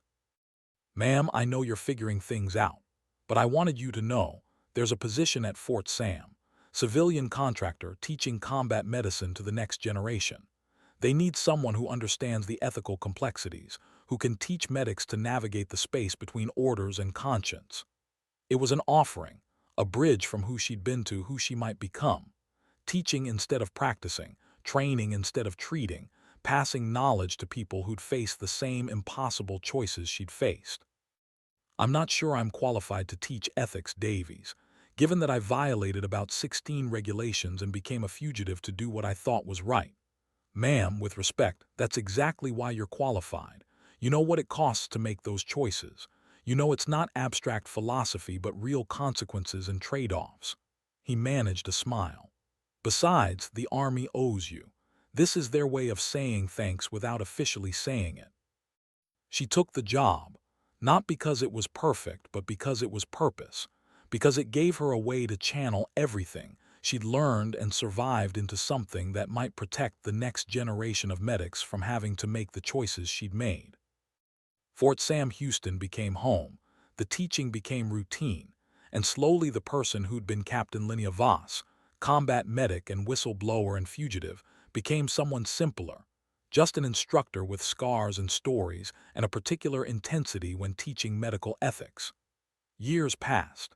The investigation wound down, producing reforms and court-martials and structural changes to how the military handled medical assessments and disability processing. Not everything Linnea had hoped for, but more than she'd expected. Genuine progress bought with her career and Hadrian's life, and the attention of a nation briefly focused on military corruption. She heard about Hadrian's final vindication through news reports. Pentagon announced he'd been posthumously restored to rank and honor, acknowledged his role in exposing the network, issued formal apology to his family for the circumstances of his death. Politics and theater, but also acknowledgement that he'd been fighting on the right side even if his methods had been compromised. On the 5-year anniversary of the congressional hearing, Representative Chen's office invited her to speak at a military reform conference, not about her case specifically, but about whistleblower protection and institutional accountability and what it takes to change systems from inside. She almost declined, comfortable in her teaching position, reluctant to return to spotlight and scrutiny. But Davies convinced her. Ma'am, people need to hear this. Need to understand that change is possible, that individual action matters even against institutional resistance. You proved that. Now you need to teach it. So she went, stood on stage in a D.C. hotel ballroom in front of military reformers and congressional staffers and journalists who covered Pentagon accountability. Told her story without drama or embellishment, just the facts of recognizing corruption, documenting evidence, and choosing to expose it despite cost. Then she talked about what came after, the reforms implemented, the lives potentially saved, the ongoing work of ensuring that systems designed to serve soldiers actually did. I didn't do anything extraordinary, she concluded, knowing it was false but believing the principle. I just refused to let convenience trump conscience, refused to let bureaucratic pressure override medical ethics. Any of you could do the same. The question is whether you will when the moment comes, when doing the right thing costs more than you want to pay. The applause was genuine, maybe even moved, and afterward people approached with questions and comments, and the kinds of conversations that suggested her story still mattered, still inspired, still served as proof that individuals could challenge corrupt systems and survive. Elena Vasquez found her at the reception, looking exactly like she had 5 years ago, except for touches of gray that suggested the intervening years had been busy. "You know the Pentagon still monitors you," Vasquez said conversationally.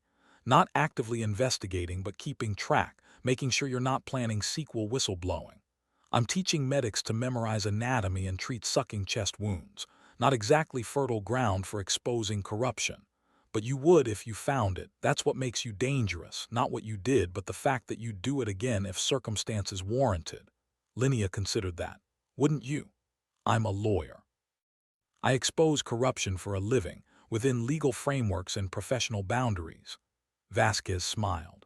"But yeah, I would. That's why I took your case, recognized someone who understood that some principles matter more than safety." They talked about the ongoing reforms, the cases still working through military justice system, the structural changes that were slowly reshaping how the Pentagon handled medical assessments and whistleblower complaints. Progress was glacial, bureaucracy was eternal, but change was happening. Measurable, documentable change. That evening, alone in her hotel room, Linnea received an encrypted message from an unknown sender. The kind of communication that immediately triggered every operational security instinct from her classified years. She almost deleted it unread. But curiosity won, and she opened it to find a brief text. The network wasn't fully dismantled, just disrupted. They adapted, moved deeper, became more careful. "You exposed one manifestation. There are others.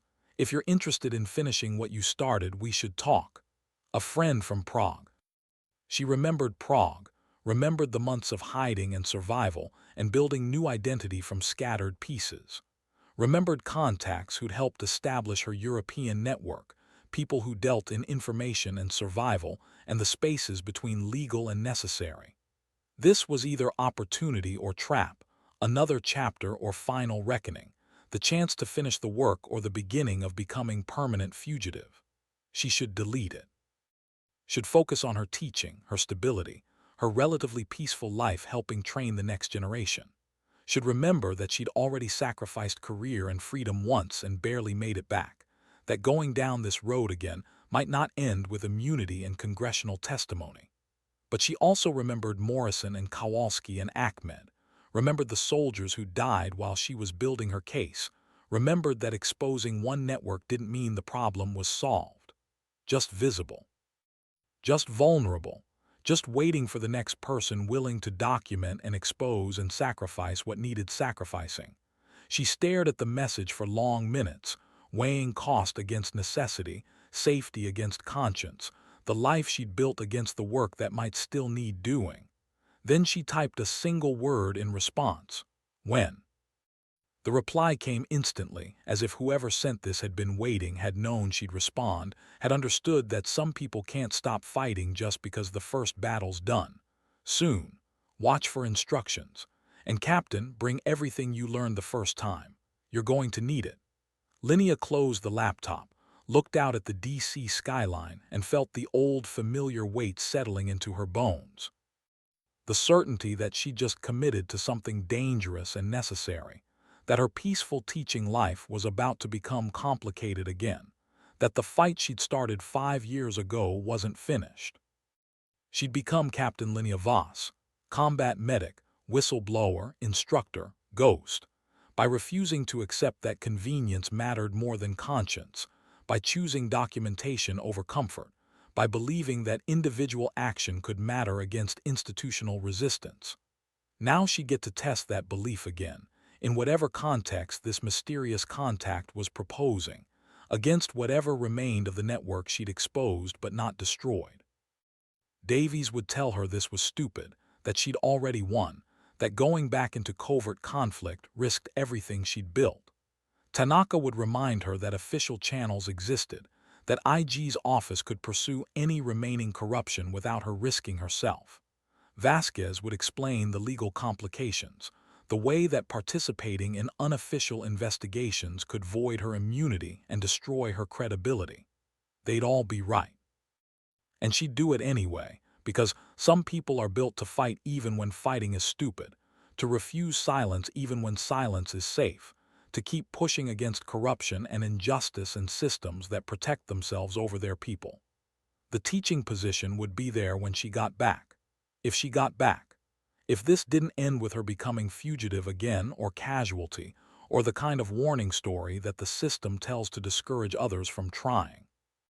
But right now, sitting in a DC hotel room 5 years after exposing a military medical corruption network, Captain Linnea Voss, Vigil, the medic who refused to let people die quietly, felt the old purpose settling back into her chest.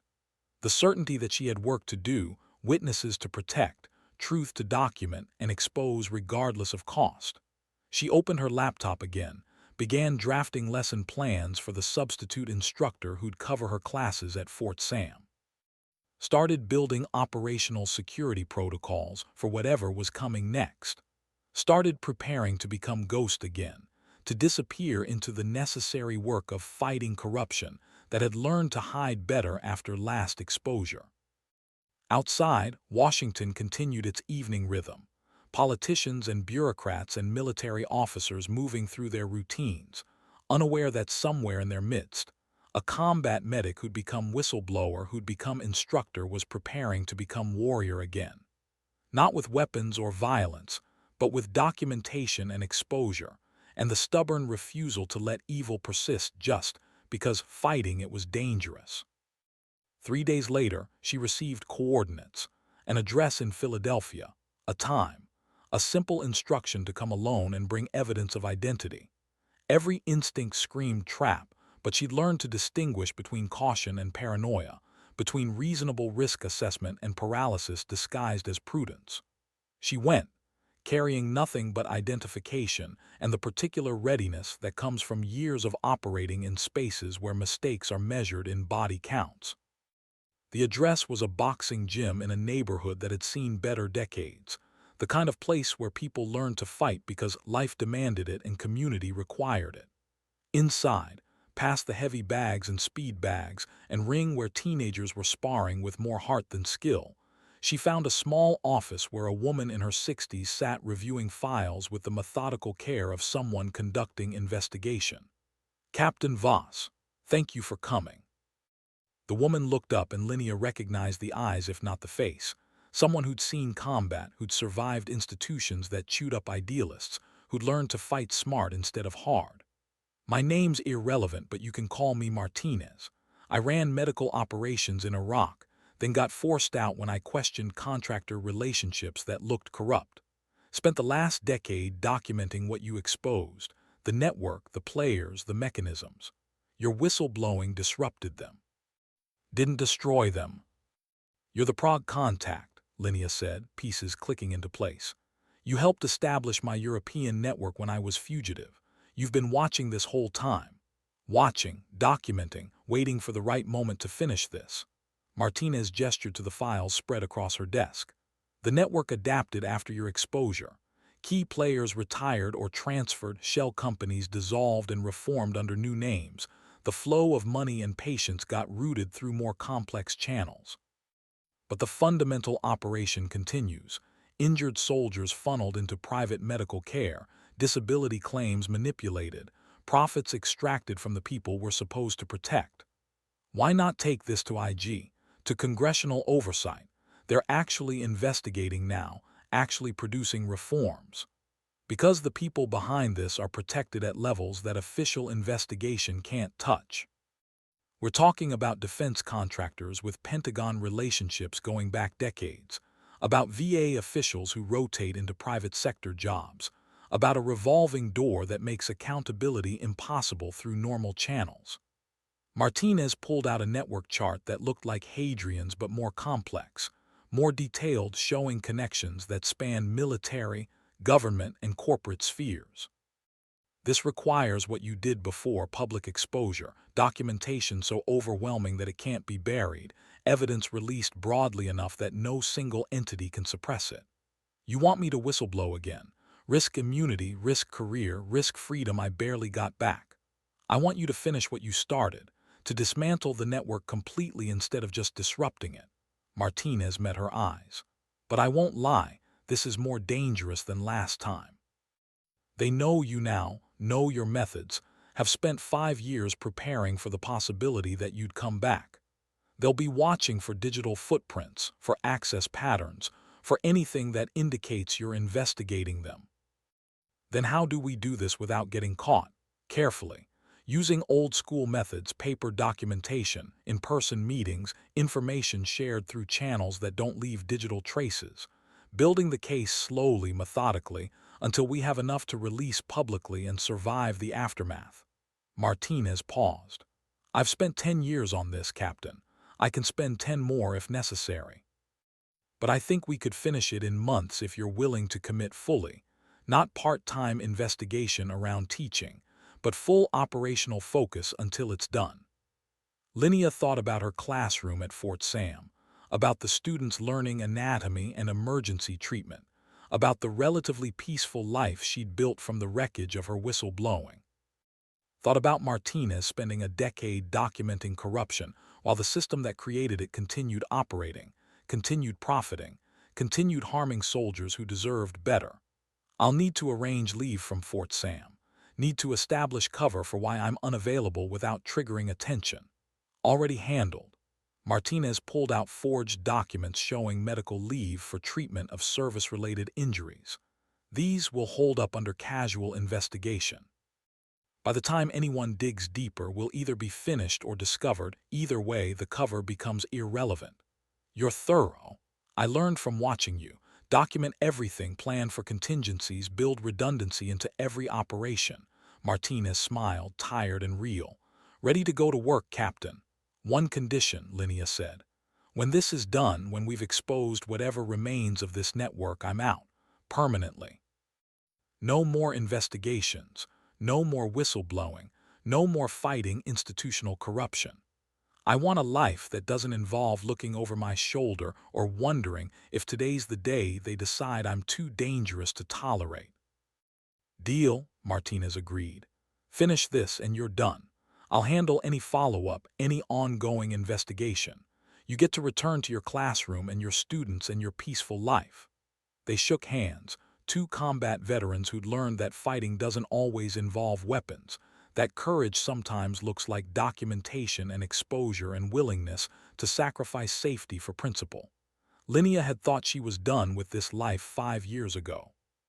Had thought her whistleblowing was finished, her contribution made, her debt to conscience paid in full. But standing in that Philadelphia boxing gym, looking at evidence of corruption that had adapted and survived her previous efforts, she understood that some fights don't end with single victory. Some fights require persistent pressure, continued exposure, the stubborn refusal to let systems rot just because confronting them is exhausting. So she committed again, to months of investigation and documentation, and the careful work of building cases that would withstand scrutiny and exposure. Became ghost again, disappearing from her teaching position on medical leave that was technically legitimate but operationally fiction. Started meeting Martinez in rotating locations, reviewing evidence, cross-referencing documents, building the network chart that would map corruption from battlefield medical facilities to Pentagon offices to corporate boardrooms. It was slower than last time, more careful, more aware that their enemies were watching for exactly this kind of pattern. They used encrypted communication sparingly, preferring in-person meetings and paper documentation. Built the case across months, each piece of evidence verified and cross-referenced, each connection documented with the kind of meticulous care that turned suspicion into proof. And slowly, pattern emerged. The network hadn't just adapted, it had evolved, learning from Linnea's previous exposure, becoming more sophisticated in how it funneled injured soldiers into private care, how it manipulated disability assessments, how it extracted profit from the people it was ostensibly treating. But evolution creates vulnerability, creates complexity that can be mapped and exposed. Martinez was right. This was finishable if they were patient, if they were careful, if they were willing to commit fully until the work was done. 6 months into the investigation, they had enough. documentation showing systematic fraud across multiple theaters and installations, network charts mapping relationships between military personnel and private contractors, financial records demonstrating profit extraction from disabled veterans, medical files showing treatments denied or delayed for financial rather than clinical reasons. Evidence overwhelming and comprehensive, built with the kind of care that made it impossible to dismiss or minimize. Ready to release. Martinez asked during a meeting in a Baltimore diner, surrounded by evidence that could destroy careers and collapse companies and maybe, finally, dismantle the machinery that had survived Linnea's first whistleblowing. Not yet, Linnea said. We need one more piece, testimony from current insiders, people who can verify this is ongoing, who can't be dismissed as historical grievance. We need someone still inside the system willing to come forward. That's the hardest piece to secure, Martinez warned. Everyone inside is complicit or threatened or both. Finding someone willing to testify means finding someone willing to sacrifice their career the way you did. Then we find that person, or we become that person's reason to come forward, show them the evidence we have, demonstrate that the network is already exposed, make cooperation seem like survival rather than betrayal. They spent 2 weeks identifying potential insiders, medical personnel at installations where the network was operating, administrative staff who processed paperwork, contractors who saw financial irregularities, built profiles, assessed vulnerabilities, looked for people who might be persuaded that testifying was both right and pragmatic. Found their target in a Major Sarah Reeves. Yes, that was one of the generic names Linnea avoided in her military stories. But this was real life and real people had common names, and sometimes irony was just coincidence. Reeves was a medical administrator at Fort Bragg, worked in the office that processed medical discharges and disability assessments, had access to the machinery of corruption even if she wasn't directly participating. Martinez had documentation suggesting Reeves had pushed back on questionable assessments multiple times, had raised concerns through official channels, had been ignored or overruled by superiors who'd rotated in through the network's personnel pipeline. Perfect candidate for converting concern into testimony, internal dissent into external evidence. But approaching her was dangerous. Tip their hand too early, and the network could eliminate evidence, could transfer personnel, could activate whatever contingency plans they'd built for this scenario. Too late, and they'd miss the window for securing her cooperation before release. They decided on direct approach, calculated risk that Reeves's documented internal dissent indicated someone who might be receptive to whistleblowing if presented with evidence and protection. Martinez made the contact, using encrypted channels and careful language that implied opportunity without explicit commitment. Requested meeting, off base, no records, just conversation between medical professionals concerned about patient care. Reeves agreed, which was either courage or trap, conviction or compromise. They'd know which when she showed up. The meeting happened in a Charlotte coffee shop, neutral territory between Fort Bragg and their Philadelphia operational base, public enough to discourage violence but private enough for serious conversation. Reeves arrived looking exactly like her personnel photo, mid-30s, competent bearing, the particular weariness that comes from fighting institutional inertia while maintaining professional obligations. Martinez made introductions, established bona fides, then laid out the situation with clinical precision, evidence of ongoing network operation, documentation of corruption, need for insider testimony to make the case complete and current. Reeves listened without interrupting, her face processing implications and calculating odds, and clearly running her own risk assessment about whether this conversation was opportunity or career suicide. "You're asking me to end my career," she said finally. "To testify against senior officers, to expose processes that are technically legal even if ethically bankrupt, to become the next Captain Voss, hero or traitor depending on which congressional committee is asking." "Yes," Linnea said simply. "That's exactly what we're asking. Because soldiers are being harmed, Profits are being extracted from their injuries, and the system continues operating because people like us stay quiet to protect our careers. I've already tried official channels, filed complaints, requested reviews, pushed back on questionable assessments. Got nothing but transfer threats and suggestions that I reconsider my commitment to mission. Because official channels are compromised, Martinez said. The people you're reporting to are part of the network or protected by it. That's why we need public exposure, documentation released broadly enough that it can't be suppressed, testimony given under congressional protection rather than internal military investigation. Reeves looked at the evidence they'd spread across the table: financial records, network charts, medical files with names redacted but patterns clear. Looked at the weight of documentation that represented months of investigation and decade of Martinez's obsessive cataloging. If I do this, I need protection. Real protection, not promises that fall apart when DOD decides I'm inconvenient. Legal representation, whistleblower status, immunity from prosecution for any technical violations I committed while documenting this internally. Already arranged, Martinez said, handing her Elena Vasquez's business card. She represented Captain Voss, secured immunity and protection, has experience navigating Pentagon politics and military justice complexities. She's willing to represent you pro bono if you're willing to testify.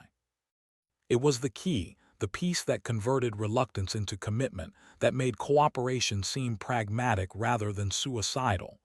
Reeves studied the cards, studied the evidence that could either vindicate her years of internal dissent or destroy her for participating in public exposure. When? She asked. When do we release this? 2 weeks, Linnea said. Gives us time to coordinate with Vasquez, to prepare your testimony, to position evidence across multiple platforms so release is simultaneous and comprehensive. Makes it impossible to suppress because it's everywhere at once. 2 weeks, Reeves repeated, tasting the timeline, calculating what she'd need to do to prepare, to protect herself, to commit fully to the kind of professional immolation that whistleblowing required. Okay, I'm in. Let's finish this. They spent those 2 weeks building the final case, integrating Reeves's insider testimony, preparing congressional notifications, positioning evidence across secure platforms that would activate simultaneously when they triggered release. Vasquez handled legal coordination, Martinez managed documentation, and Linnea became the bridge between them, the veteran of this process who knew how exposure worked and what came after. The night before release, they gathered in Martinez's Philadelphia office, surrounded by evidence that would hit public consciousness in 12 hours and trigger investigations that would occupy Pentagon and congressional attention for years. Last chance to back out, Linnea told Reeves. Once this goes live, there's no walking it back.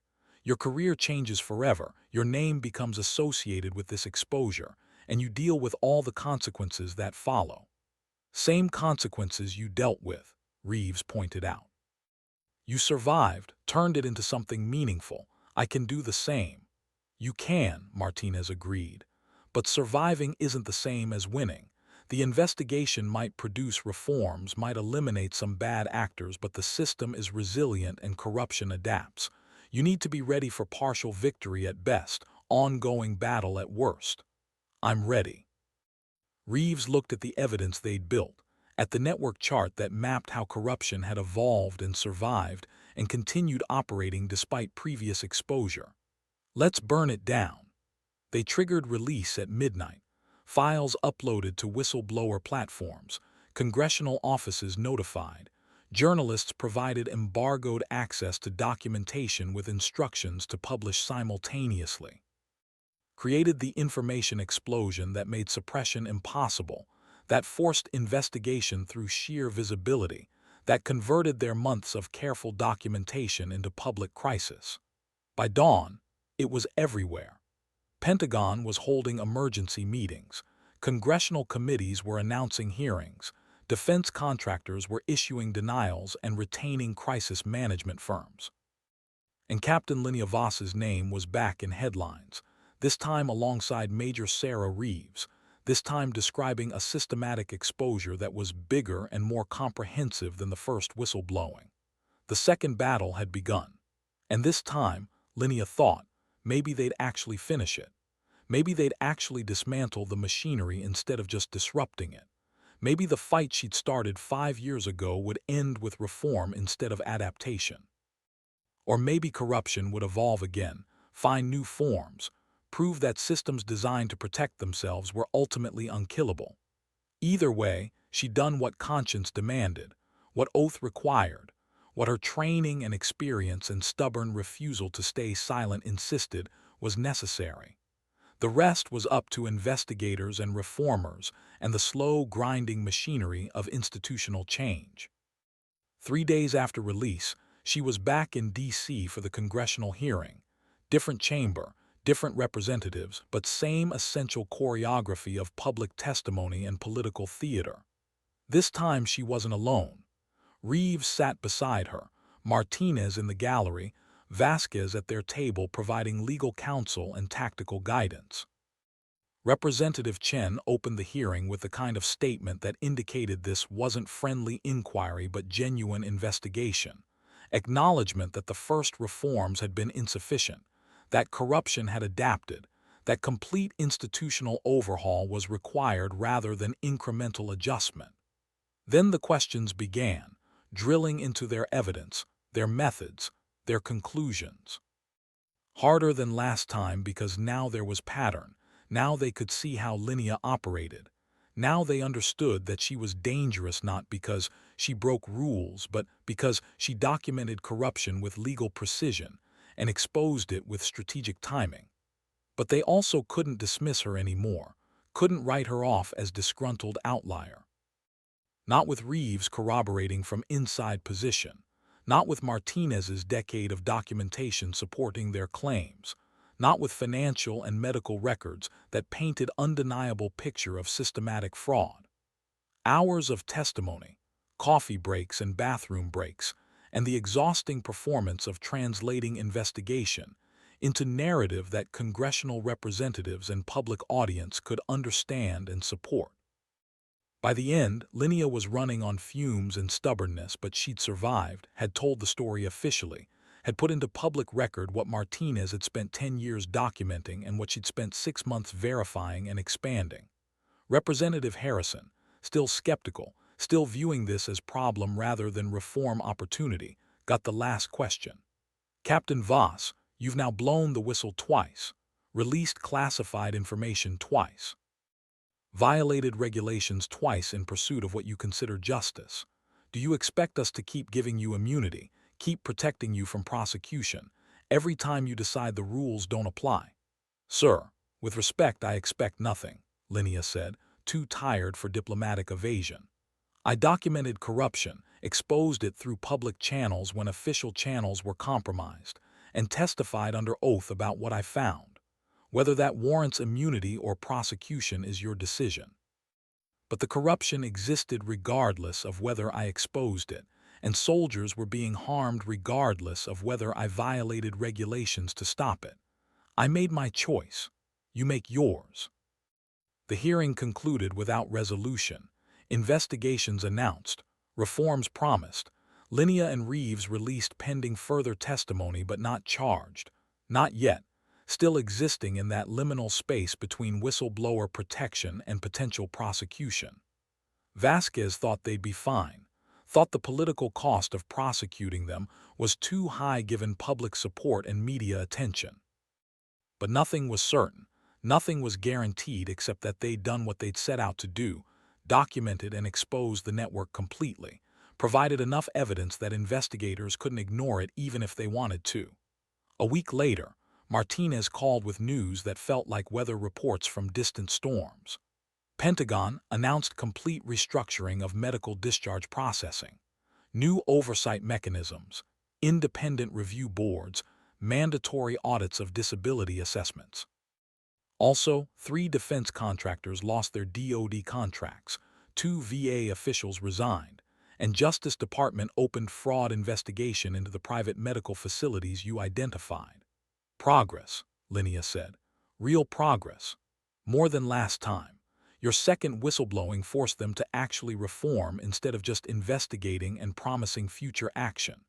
Reeves's insider testimony gave them no room to claim this was a historical problem that had already been addressed.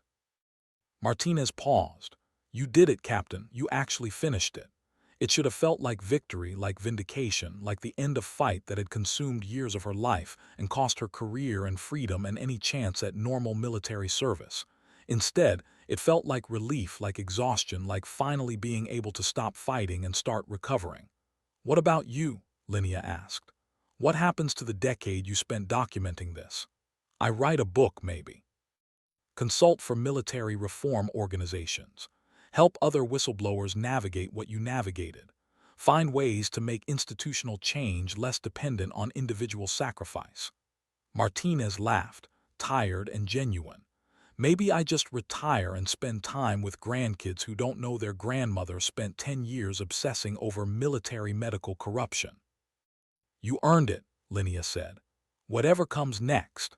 They said goodbye with the understanding that some partnerships end when their purpose concludes, that collaboration doesn't require permanent connection, that sometimes shared mission is enough. Linnea returned to Fort Sam Houston, resumed her teaching position with the kind of low-key return that avoided media attention and congressional scrutiny. Became just an instructor again, teaching anatomy and battlefield medicine and medical ethics to students who mostly didn't know about her whistleblowing history. Some did, the ones who paid attention to military news, who'd followed the hearings, who understood that their ethics instructor was someone who'd actually faced the choices she taught about. Those students were more engaged, more thoughtful, more willing to grapple with complexity of conscience versus orders, principle versus pragmatism.